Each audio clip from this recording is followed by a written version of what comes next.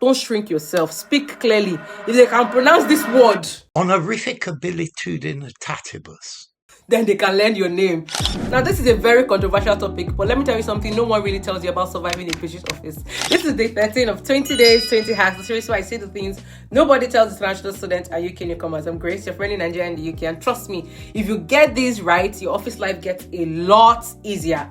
First, learn to speak in code. You know when someone says interesting, sometimes they usually mean they don't like it, or when they say let's circle back. It's not all the time, but most times they mean it's a polite way of saying I'm not doing this. Feedbacks usually are not always direct, so read between the lines. Number 2, your tone is your title. It's not just what you say, it's how you say what you say.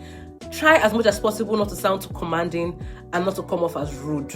Number 3, directness is not always a good look here. So saying things like this doesn't make sense or openly criticizing somebody's work can land badly. Try things like, oh, I'm just wondering if I'm missing something. Soft honesty works better. And emails, the tone of emails matters more than you think. Things like kind regards, that's neutral. Best regards come off a bit tense. Regards, well, danger.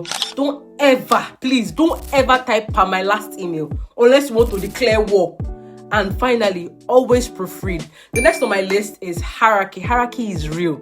Even when it feels casual, everybody's calling each other by their first name. Your manager might even joke around, laugh around, but don't take that as a permission to relax and be rude or relax and act anyhow. Follow their lead and then tone it down by about 10%. And speaking of culture fit, being liked matters, contrary to what people tell you. You can be amazing at your job, but if people don't like you, it's harder to survive tricky moments. So watch out for social cues because they tell you a lot.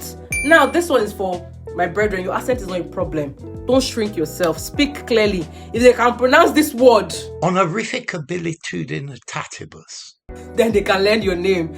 Also, this is my go-to. Compliments go a long way. Even small, genuine ones. It can soften the hardest of colleagues. So don't overthink it. It makes work more pleasant for everyone. Give compliments when you can.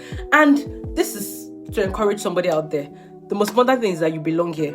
At first, it might feel awkward, but you bring perspective, you bring energy, and you bring value that the room needs. So learn the codes, play the game, then rewrite the rules in your own style. Honestly, the British office isn't as scary as it seems if you can understand some of these little things. So let me know in the comment section which of these tips you'll be using starting Monday. Don't forget to save this and share it with someone who is starting their UK office job soon. And I'll see you tomorrow for day 14 of 20 days, 20 hacks.